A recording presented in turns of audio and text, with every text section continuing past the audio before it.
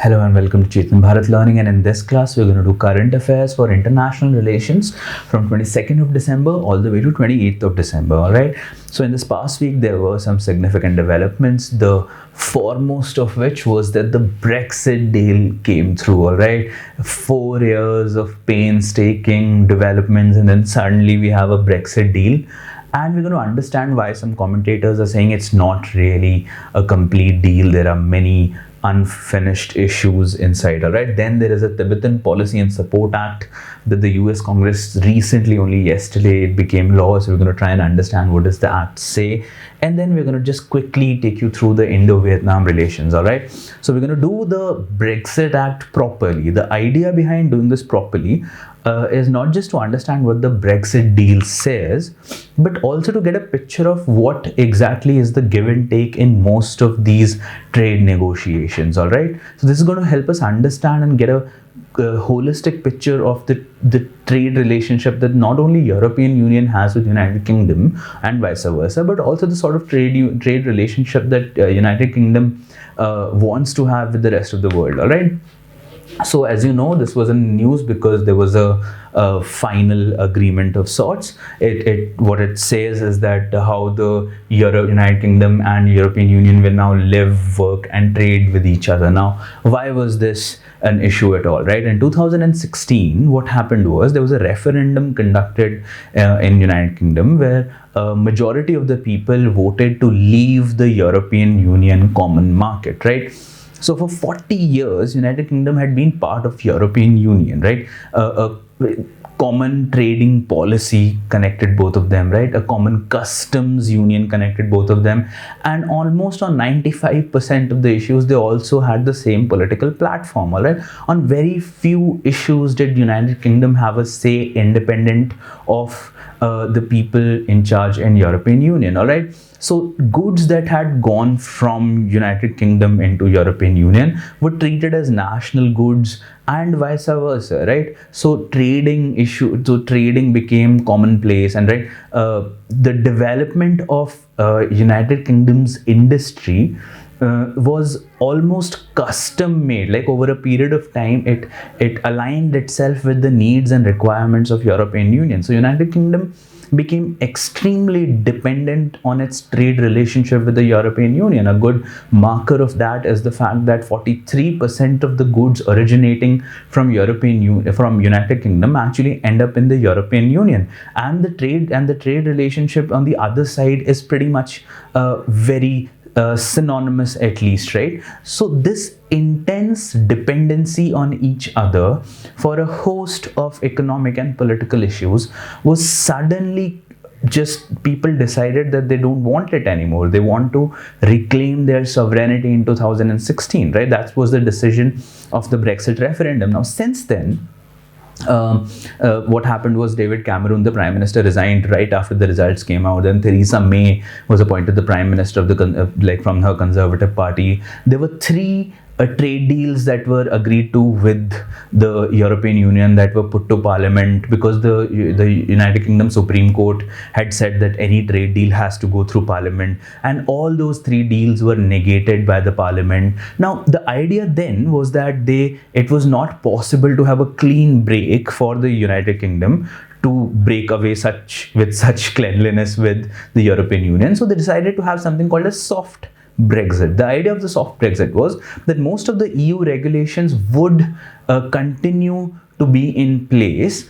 The only thing that would not happen from now on was that we are not going to be economically aligned in our trade relationship with other countries, right? That was sort of the idea of a soft Brexit. But then what happened was that Theresa May had to resign, and then Boris Johnson fought the next elections, and he came out with this massive majority in Parliament, which gave him this decisive majority through which he could essentially push through any trade deal through Parliament as he wants, right? Because people sort of got fed up with this Brexit that had been sort of going on for so long, right? So after all of this history, now these people, both the parties, sort of set the 31st of December of this year as the deadline, that we're going to have a deal by the end of this year, or otherwise it's going to be a clean break, right? So this is the deal that we now have, right? And it's important for us to sort of assess, analyze this deal, all right? Now, the deal is primarily this, right? This is the critical part of the deal. Both sides have agreed that they are not going to put taxes on each other's goods, which are called tariffs, and they're not going to have quotas on how much goods or how many goods are going to cross over into each other's countries, right? The idea is that whatever was the trading relationship between the two countries before the exit is going to continue in a broad sense, right? So the sense in which I mean this is that neither side is going to impose undue tariffs on each other, or going to say that we are not going to import more than this much of this stuff, right? Saying that we're not going to import more than 40 tons of steel. Those quotas are not going to be a problem between the relationship, right? However, there are important and significant catches, right? So, for example, there is uncertainty on many issues, right? What's going to happen, what's not going to happen. Now, the thing that you need to understand is this quest for a level playing field, all right? So every time during the negotiations, every time the European Commission's representative or some official from the United Kingdom would come out and make a statement, they would constantly refer to something called a level playing field, right? What do they exactly mean by that? They said that only if there is a level playing field can we enter into some sort of a relationship with the other party. Now, what that means is something a little more tricky, right? So for that, I need you to have some sort of a thought experiment, all right? Imagine a relationship between China, let's say, and Japan, right? The trade deal between China and Japan. Japan, although it also has some state-backed industries, it doesn't have the same to the extent that China has, right? The public-private distinction in China when it comes to companies or big economic houses there is not so strong, right? So it's often alleged that China provides massive state support to groups like the Ant Group or Alibaba, right? Which make the sort of support that makes these companies competitive, or the fact that China provides massive subsidies to its farmers, which make the Chinese farmers competitive, or their produce is cheap enough for other countries to buy, right? So Japan does not have that to that extent. Now, when Japan gets into a trading relationship with China, its primary concern would be that your companies are so subsidized that the produce that they come out with is much cheaper than my produce. So why would we enter into a trade relationship with you, right? So the argument there is that there is no level playing field. So in this scenario, both United Kingdom and European Union had to agree as to what sort of state support to private enterprise is acceptable and what is not, right? What sort of labor conditions are acceptable and what are not. For example, if the European Union regulations say that labor in European Union would have to be paid a stipulated amount, let's say it's a high wage, and much higher than the wage in United Kingdom, then the United Kingdom's products will be cheaper compared to European Union's products, right? And European Union would say that is not a level playing field. Both countries should have labor standards that are equivalent or commensurate to some extent. The same goes for environmental regulations, right? So, for example, fishing, that's an important point. How much could you fish and when right? And where you could not fish, those sort of environmental issues, right? So for example, if the companies in United Kingdom don't have many strong regulatory standards that they can emit more pollution than their counterparts in European Union would simply say that's unfair because we have imposed serious costs on our businesses, on our factories, with respect to environmental damage that they can cause, and your factories and your companies don't have commensurate safeguards for environment. So it's not a level playing field. So to ensure that there was a level playing field, and this was a key European Union demand, these guys came up with this, right? So they said common standards on workers' rights, on social and environmental regulations would remain the same.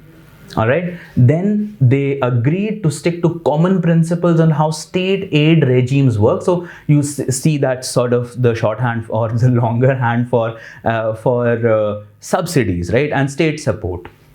An independent competition agency will assess these state aid regimes, right? There would be a competition agency which would see that the sort of aid that you have provided to your own private enterprise, does it violate the common principles that the European Union and United Kingdom have agreed to, all right?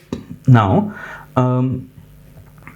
the key part, right, even though there is a common agreement, there is a common principles operating, the key part about this deal is that earlier, before subsidies were put in, right, under the European Union regime, even before the subsidies would kick in or were put in practice, there was an impact assessment before they came into practice, right? So no subsidies could kick in if some other country said that these are unfair, right?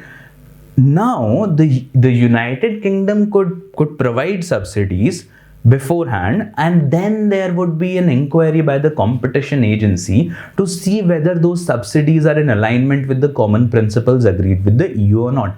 And that is where you know that there is a clean break happening, that there is actually an exit, right? That the exit part of Brexit actually makes sense, right? So we have this quest for a level playing field somewhat satisfied, even though there are mechanisms to deal with if either of the players sort of violates or vitiates the spirit, right? So then dispute resolution is another important part of this deal, right? So the question was earlier during the Brexit campaign, the Brexiteers, the people who argued for Brexit, used to say that our unity with European Union or the Union itself has jeopardized British sovereignty, because the European Court of Justice could involve itself in any disputes that arose out of United Kingdom, right? So the people in United Kingdom were not able to claim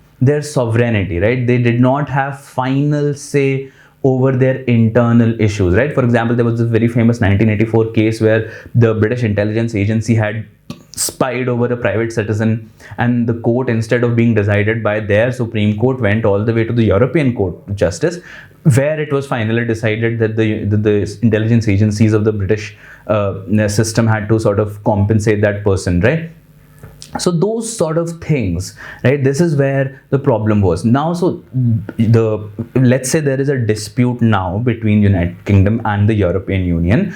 The British side pretty much said that there is a red line. European Court of Justice would not be involved. It is our courts that are going to be the final authority, right? So that was the red line. So what did they decide with respect to dispute resolution, right? So they said specifically with respect to our trading part, there is going to be a dispute mechanism that can be triggered if one side put excessive tariffs on the, or let's say it was sort of doing things which are not in the spirit of the deal that has been agreed, then one side could refer the matter to a dispute mechanism, and it could then impose tariffs on the other side, all right? This is called the rebalancing clause, all right? This clause is actually much stricter, right, than the other agreements that European Union has entered into with other countries, right? So this rebalancing clause poses a bit of a problem, right, because there is a mechanism through which either party could impose tariffs on each other, right? So then tariffs can be targeted at specific sector as a result of dispute and another. This is an important part, right? So for example, if the European Union feels that the United Kingdom's subsidy to, let's say, pig farmers is excessive and not in the spirit of the deal, then European Union can impose a tariff on, let's say, British steel, right? So there's this cross-sector tariff, which is an important part of this deal, right? Now, what happens because of this cross-sector tariff is that you can sort of say that there is a clean break, right? Because this is what the sort of thing that countries that don't have trade deals with each other, that's what they do, right? So for example, if China imposes a tariff on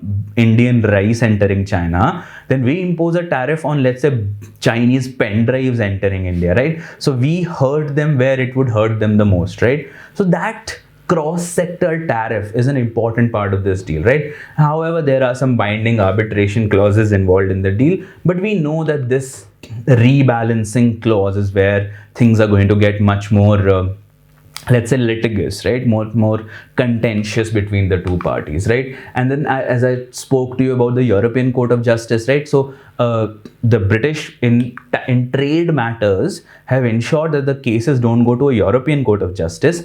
They are going to resort to a rebalancing clause. But what's happened is that that the European Court of Justice's jurisdiction has been lifted from United Kingdom, right? So European Court of Justice will no longer be the final authority in any dispute that arises either within the United Kingdom or between the United Kingdom and its partners in European Union, all right? Now, the interesting thing is that European Court of Justice's jurisdiction will still continue to play a role in the Northern Ireland region. We're going to try and understand why later on, right? For now, let's move on, right? So if in 2016 someone had asked me what is this icon, like what is the final iconic picture of Brexit, I would have said a picture containing, let's say, Boris Johnson or like others of his clique, or let's say even your Theresa May, right? But no, like it's a picture of a fish. That is, like if you open any Brexit article right now, you would see a picture of a fish, right? So fishing became a sticking point between the two parties, right? Now, actually, what had happened was that when both the entire European Union with United Kingdom earlier, when United Kingdom was a part of the European Union, was part of this common fisheries policy, right? So this common fisheries policy allowed the fishermen from European Union to fish in the territorial waters of United Kingdom and vice versa. All right. Now, the Parliamentary Committee of the House of Commons earlier, sometime in the 18 or 19, had to come out with this report that fishing value is only 0.12% of United Kingdom's GDP. So it shouldn't be that much of a problem. But the problem was that this 0.12% of the GDP of United Kingdom is actually spread out over many farmers, right? So even though the economic weight of fishing isn't as much, the political weight of fishing in negotiations is quite hefty, and for both sides. Even for European Union, fishing is a big issue because they have many fishermen depending on fishing in the territorial waters of United Kingdom and vice versa, right? So again, now you could imagine how the Brexiteers would argue that we don't have control over our own territorial waters, all right? So you could go on YouTube and check out these videos of British vessels, fishing vessels, and the French fishing vessels sort of colliding into each other, trying to keep the other one at bay so that they could be located in a fishing hotspot, right? And these sort of conflicts became very flagrant after the British voted to leave European Union, because they started saying these are our waters now, right? So you can understand why fishing became such an iconic problem in these trade negotiations. In fact, to the extent that, in fact, the deal could have been agreed much earlier. It was just the fishing bit that had held on to the deal. And who won the argument? It seems the European Union won the argument. Why? Because the English side said that the amount of cash that European Union's farmers make in the territorial waters of United Kingdom must be reduced by 80% and quickly. All right, that's what their argument was, because they said, we understand there must be many farmers or many fishermen in the European Union whose livelihood must depend on the fish they caught in the United Kingdom. We'd been part of this European Union for 40 years, so 40 years is enough time for them to become dependent on fish here. But you need to drastically reduce that down to 80%. Now, in the final outcome, that value was only 25%, and even for that, there was a transition period of 5.5 years. So you can have to reduce the amount of fishing by 25% over the next 5.5 years, after which United Kingdom would have a say as to what to do with their fishing in their own territorial waters. All right. Then the goods part of this trade deal makes sense, right? The part that doesn't make sense, right, is the financial services bit, right? Because financial services, or London's financial district, is pretty much the hub of finance in the world, right? They offer the best clean money in the world possible, right? So they take money from wherever they want, and they sort of turn this into good money, clean money for everyone to invest, right? So it's their dominance, right? The financial services is their area, and the trade agreement doesn't really say much about financial services. All right, so as I told you, there is not a lot in the agreement for the finance sector to cheer up, right?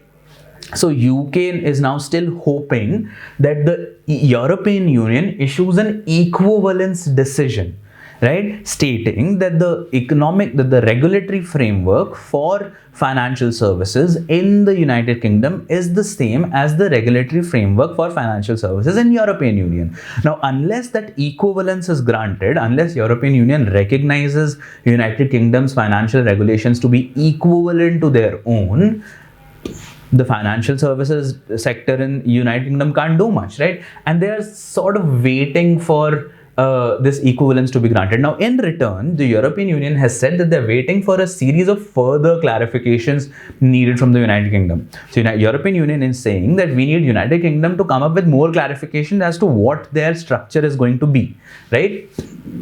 And then there is an agreement that we'll continue talking, right? So there is an agreement within an agreement that we are going to continue talking about financial services over the next few days, right? So this is the current status of financial services, and the uncertainty about financial services is something that has prompted many members of parliament in United Kingdom, many of the commons in United Kingdom, to say that this is not really a full and final deal, right? Such a huge part, right? The stuff where United Kingdom has its competence, has its strengths, right? That part has been left out of the deals, right? So you can see the sort of give and take, except in this case, it's just one side that has won. I told you how in fisheries also European Union got an upper hand. So you can see in the financial services zone also, the European Union seems to have a upper hand. The only sort of good line that the silver lining that United Kingdom could sort of say is the fact that they have evaded the jurisdiction of European Court of Justice, right? So they have really reclaimed their sovereignty,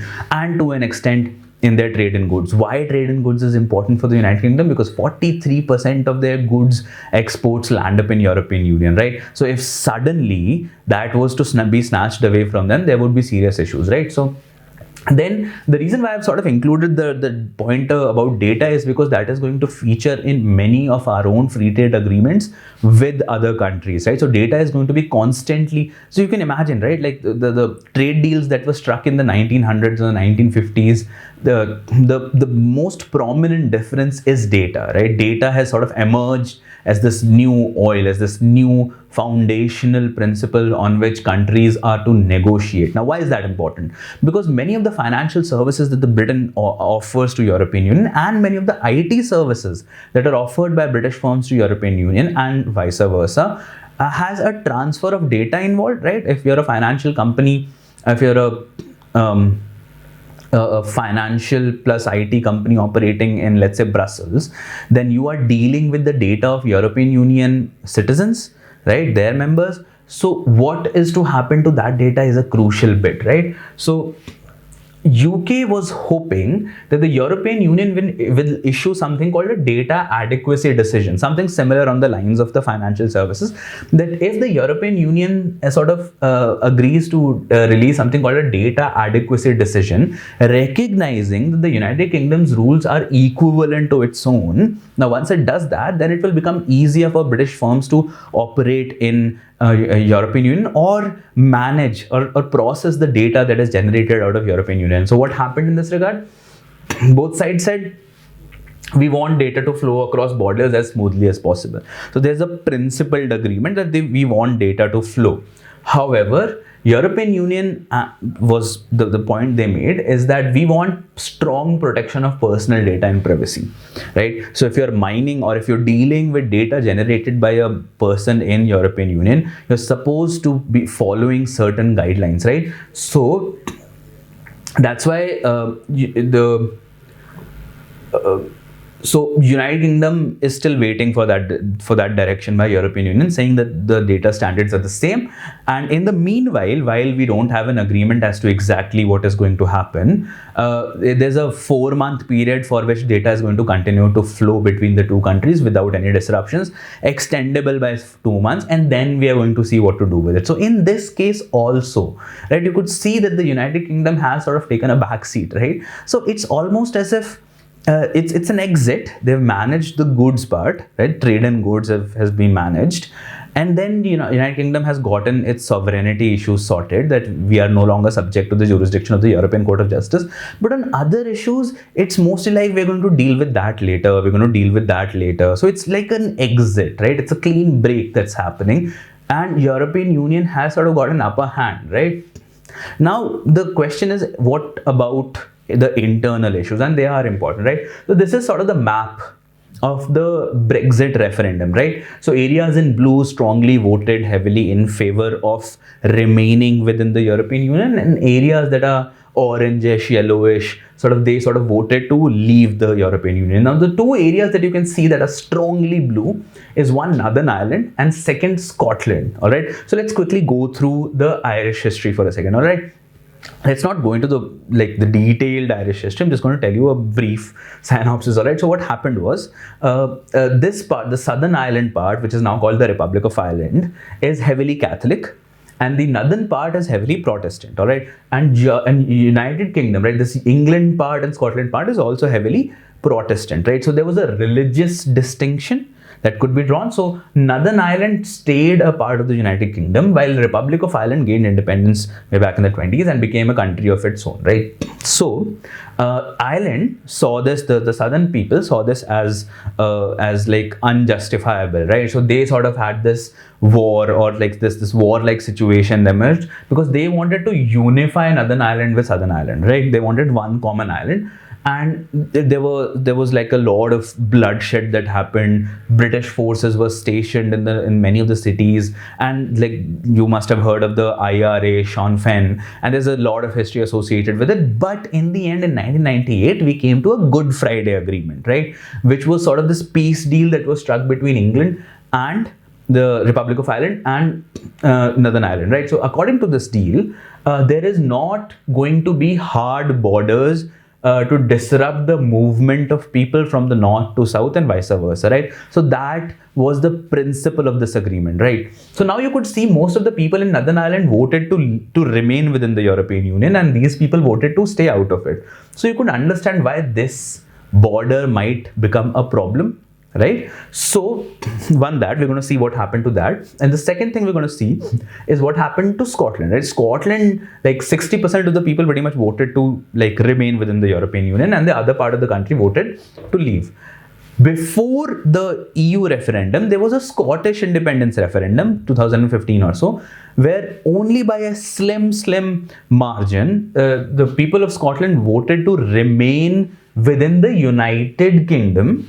But the next year, they overwhelmingly voted to walk out of the European Union. So you can see there's a contradiction in terms present for everyone to see and acknowledge, right?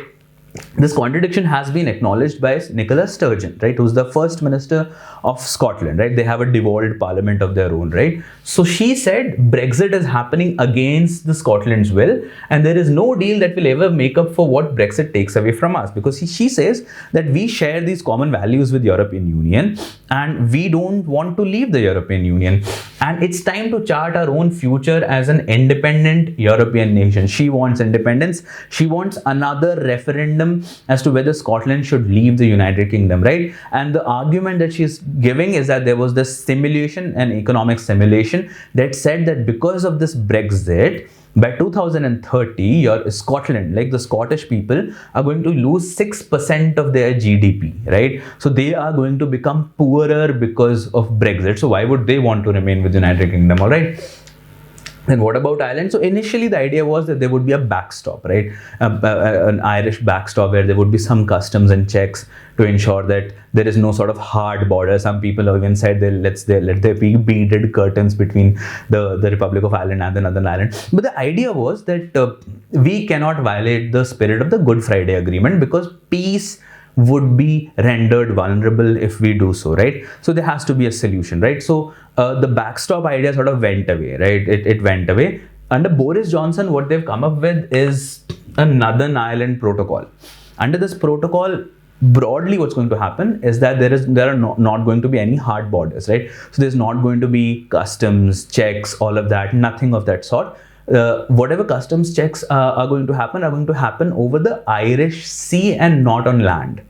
All right, so this is literally a workaround that they've come up with, right? So this is an interesting thing. We're going to see how this works out. So the idea is that people from both sides can move freely across the Irish border whenever they deem fit, right? So what about European Union, right? They were supposed to be part of the European Union, right? So the good news there is that Northern Ireland is going to remain within the customs region of European Union, right? And European Court of Justice will continue to have a role in the jurisdiction over disputes arising of Northern Ireland, right? So Northern Ireland pretty much has retained its European character while being united with the United Kingdom, within the United Kingdom, and at the same time not and rendering the peace vulnerable, right? Good Friday Agreement vulnerable, right?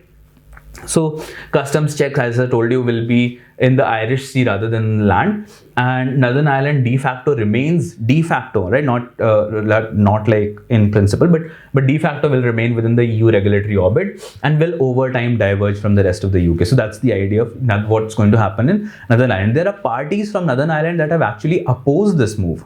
They say that we have been saying that we are going to vote against the deal, and now we are going to vote against the deal. But Boris Johnson has the majority that he needs, right? So why is this important for India?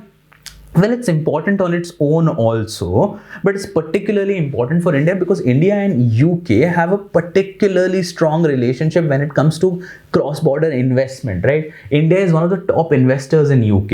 800 Indian-owned companies in the country employ roughly more than 1 lakh people, right? You must have heard of the Jaguar, Land Rover and Tata Steel and all of those, right? So many of these firms made investments in United Kingdom with the wider European market in mind. The reason why they are in United Kingdom is so that they can sell to Europe, so that there is barrier-free access to Europe, right? So because we had a comfortable English-speaking environment there and all of that, right? So now we're worried, right? Now, if we're not going to get a customs access there, should we shift to Ireland? Or should we have some sort of a deal? What should we do, right? So United Kingdom has already lost a lot of investment on account of Brexit. And now we're sort of beginning to see what sort of a deal comes out. And these businesses will decide where they are stationed depending on this deal, right? Then the important thing is, like, together Europe and United Kingdom account for a quarter of our IT exports. So there's because United Kingdom, as I told you, is a services-oriented economy. We are a services-oriented economy. They provide financial services to the world. United Kingdom, we provide those financial service providers their needed IT services, right? So there's a value chain element there, right? United Kingdom is also the third largest source of foreign direct investment in India and the largest source of foreign direct investment in India in the G20 countries, right? So you can see that there is a strong element of investment relationship that we have with United Kingdom, right? So much so that in 2015, Prime Minister Narendra Modi went so far as to say, as far as India is concerned, if there is an entry point for us in the EU, that is the UK. We said that we are going to invest in United Kingdom so that we can gain good entry into the European Union. What now, right? What is going to happen now, right? So that's the idea. Now, you must have noticed that Dominic Raab, the Foreign Secretary of United Kingdom, was in India for 4 days, right? It was quite a visit, 4 days. And you know that Boris Johnson will be here on Republic Day as our honored guest, right? So what is the deal here, right? Is there something happening, right? So business groups in India have been making an argument.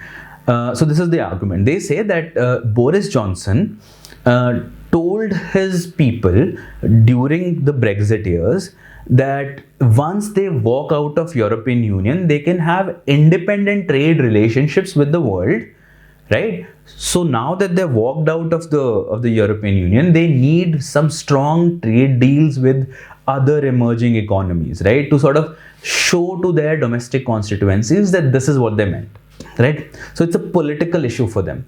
We don't have a deal with United Kingdom yet. So business groups are arguing that because United Kingdom needs a trade deal pretty soon, we could provide them with that trade deal, and in turn we can get some favorable conditions, right? We will be able to get some concessions out of the United Kingdom if we play our cards right now at the opportune moment, right? And we have played those cards, right? Dominic Raab came to India, we have invited Boris Johnson and all of that, right? So there are hints of a deal, and even if we don't agree on a free trade agreement with United Kingdom, because these things take years, there could be something that alludes towards it, something less of a deal, right, with negative lists and all of that, because European Union played a pretty solid hand, right? They got the better hand out of their deal, so we are also sort of hoping that happens. But United Kingdom, besides all of this, also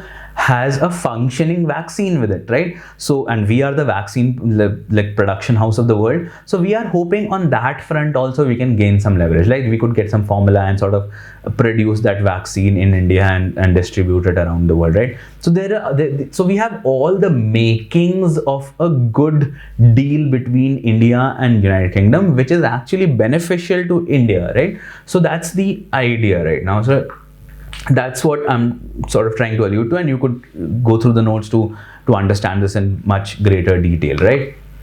Then let's come to India-Vietnam relations, all right? So this, we've covered this a couple of times in earlier lectures also, India-Vietnam relations, because things continue to happen between the two countries, right? So what happened recently was that there was a virtual summit, and we had some very important agreements across a range of issues, right? So something that really came out was that we pretty much appreciated each other. We said Vietnam is a great force, good nation, and other things, and they said similar things about us, right? So it was quite a remarkable press conference that way. Then we said we're going to strive to achieve a peaceful, stable, secure, free, open, inclusive, and rules-based region, right? So all of these words independently have their own meaning. We are saying that there's going to be freedom of navigation. We're hinting towards China, right? So as I told you in the earlier lecture, whenever you have to think about the relationship between India and Vietnam, there are two pillars on which you have to think about. First is the economic pillar, and the second is the strategic pillar, right? And the foreground, right, the background for all of this is the historical ties that we have with Vietnam, all right? So there are parallels that are drawn between Ho Chi Minh and Mahatma Gandhi, right? We have a Gandhinagar here, there is a Ho Chi Minh city there, right? We opposed the United States invasion of Vietnam. We supported a strong unification. We were actually the first ones that wanted European forces to leave Vietnam way back in the 1940s and 50s, right? And we were one of the first countries to establish diplomatic relations with Vietnam after the Americans left, right? And that's why we have historical links, right? Then there is an economic angle to it. Our trade between the two countries is around $12 billion, right? It's increasing. Vietnam is an important, very important part of our Act East policy, right? All the way from Narasimha Rao's time, we've been saying Vietnam is a strategic partner, very important partner. We entered into a strategic partnership with them way back in 2016, and they're very important to us, right? Then the third pillar, right? The third pillar is the fact that China, right? China is that big uniter, right? So let's understand that. You can picture Vietnam at the end in East Asia, and you can picture China. You could picture the South Asia Sea and generally the broader region of Indo-Pacific, right? So China and Vietnam have never been on the best of terms, right? Irrawaddy River, they have dammed the river. Chinese have dammed the river, right? The Vietnamese don't like it. In fact, there were border clashes in 1980s when the Vietnamese forces sort of pushed the Chinese back because they were battle hardened then in their fights against the United States and the Khmer Rouge regime, right? But the Chinese have sort of always wanted to establish themselves as the reigning power in that region. So every now and then the Chinese would sink a Vietnamese fishing ship. Every now and then a Chinese submarine would be located right off the Vietnamese coast. Every now and then China would lay a claim to some island close to Vietnam, which is universally recognized to be a Vietnamese island, right? So China is sort of pressuring Vietnam, and Vietnam is not happy about it. So you can see we have certain like similar issues, right? China has laid claim to our land, right? We had border clashes with the Chinese, right? And China is pressuring us also. So there's this two common, like we have common things with the Vietnamese, right? China is that factor. So this has sort of pushed both our countries together. So we have cooperated with each other. What have we done? So for example, we are helping the Vietnamese Navy modernize and for them to have a prominent Coast Guard presence. We are helping Vietnam sort of explore for oil and gas in their region. We're sort of trying to help them establish their presence along their coast against the Chinese, right? So whenever a Vietnamese fishing boat is sunk, we have a conversation with the Vietnamese and we come out with a coordinated response saying that that we are watching their activities, right? So there is so much in common, and most common is our enmity against China, right? So that is what is driving the relationship together with Vietnam, and that is why this virtual summit becomes more important, because we want to have. So for example, there are not more than 5,000 Indians in Vietnam right now. The cultural connections weren't as much because in 2015 only we established a cultural center there, right? So we're trying to ensure that there is a holistic sort of, there is this coming together of both societies apart from the governments also, right? So as I've told you, cultural links date back from the Chola Empire and all of that, right? And this history I've sort of given you a brief of. Vietnam, as I told you, important pillar in our Act East Asia policy. Then we are coordinating with them on defense and security issues. I've told you South China Sea. So we are saying that we will proactively work to counter any attempt to alter the status quo in South China Sea, right? Status quo should not be altered without a legal path, right? So then we've sort of said any dispute that there is must be settled within the peaceful resolution of dispute in accordance with international law following the 1982 UNCLOS convention. You could just sort of look at it later, right? So then there is a declaration on conduct of parties. It's a formal declaration about what the everyday conduct of parties. So it's a technical document about the everyday mechanisms for interaction for shipping in that region, right? Open and free shipping, that sort of a deal. But you don't need to go much deeper into it. If you just mention the conduct of parties has been signed, that should be sufficient.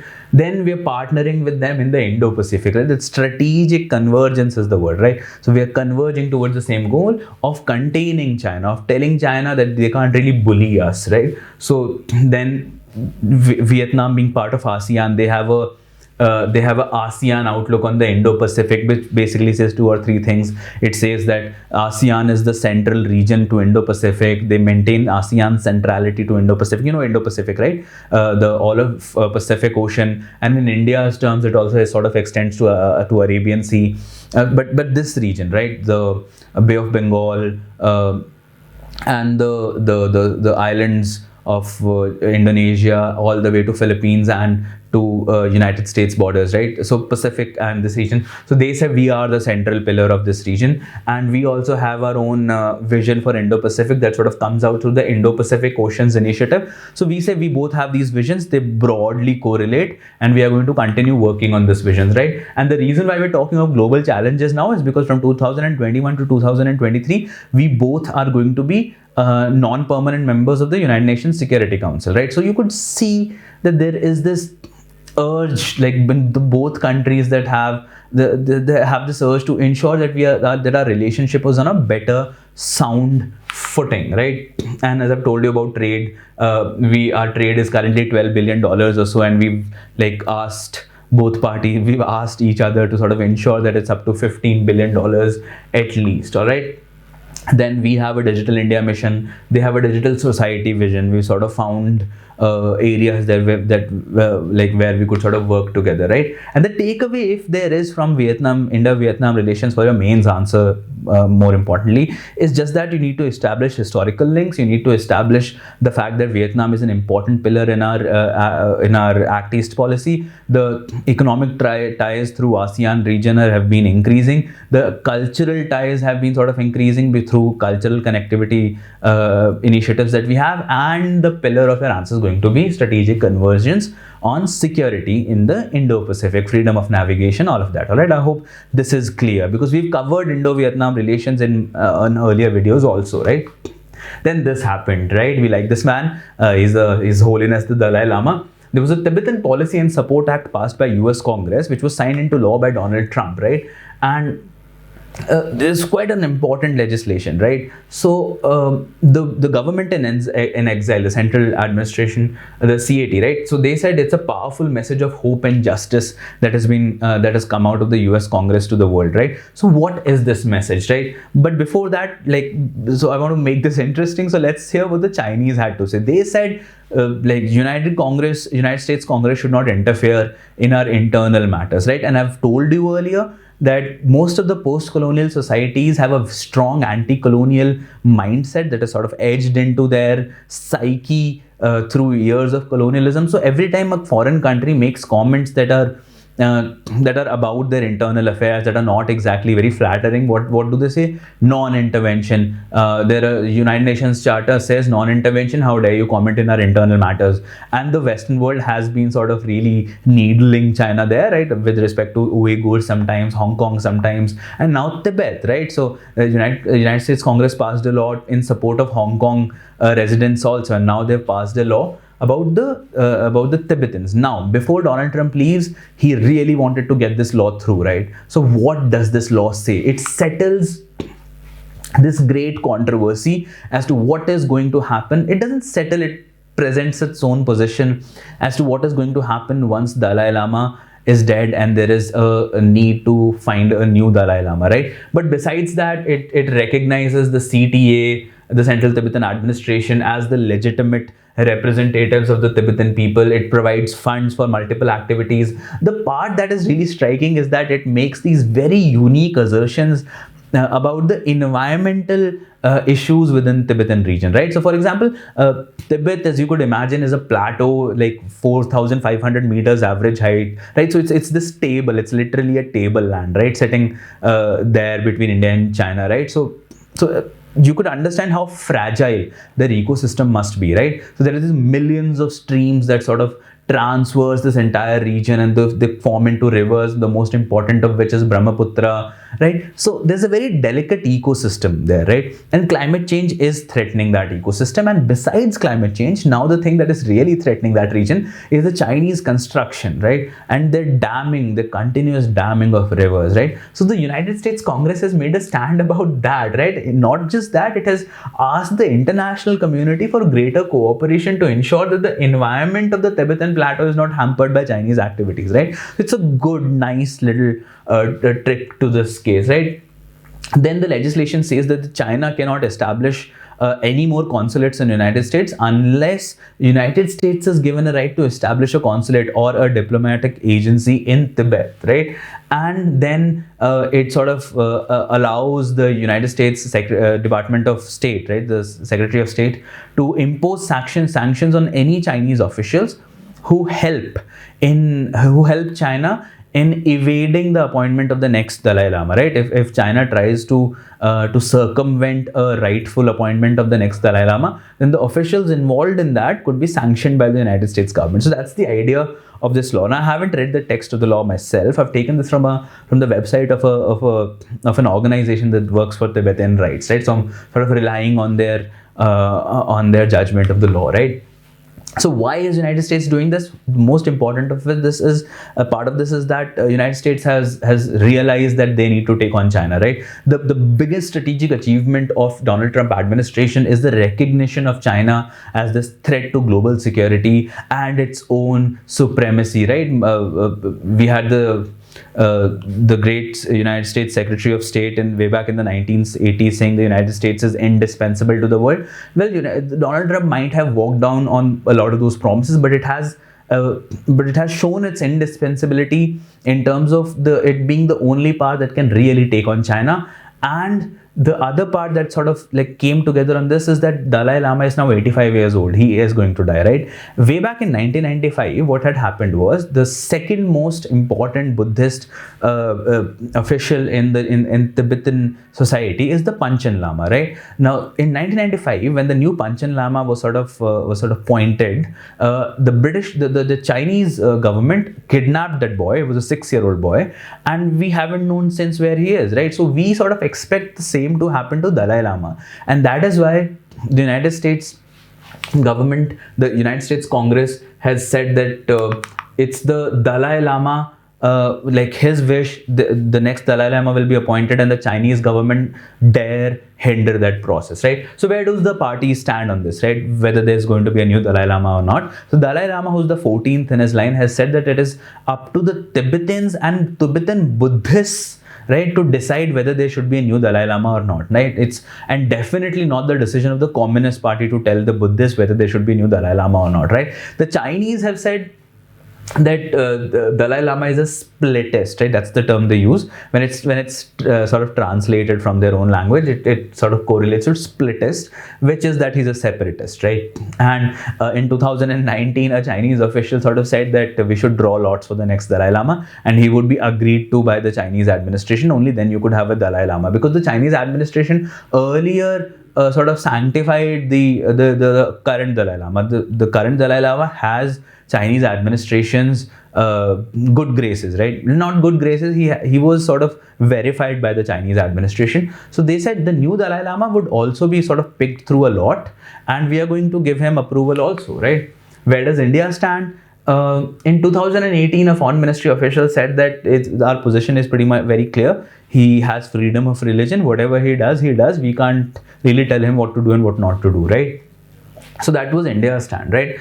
Now, India has been supporting the One China policy for a very long time, right? So, for example, way back in the 50s, when Dalai Lama came to India, we gave him refuge. We actually helped them out a lot, right? We ensured that he has a position to preach from and all of that. Then, in the 1954, before the Panchsheel Agreement was signed, we sort of gave into One China policy, because at that time it was the wisdom that neither do we have the strength nor the wish to actually lay a claim to Tibet, right? So we gave away Tibet pretty soon, right? So that the argument now given is that we should not have agreed to a One China policy so soon. Then in the 90s, when the border the dispute was sort of being settled, we again said that we agreed to a One China policy. Then in 2003, when Atal Bihari Vajpayee was the Prime Minister, when we were sort of debating on the legitimacy of Sikkim being part of India, we again sort of said there is One China policy. But now, should we, after this massive border standoff, should we continue to say that there is a One China policy, right? So that's the interesting argument. The interesting part of it is that historically what has happened is that whenever our relations with China have sort of become sour, we have been not as forthright with One China policy. We haven't really said, oh, there is a One China policy and all of that. But whenever our relationship with China has become better, we have said that there is a One China policy. So our stand as to One China policy on Tibet sort of wavers depending on the circumstances, right? So that's been the case up till now. The question now is there a structural change? Is there going to be a structural change, right?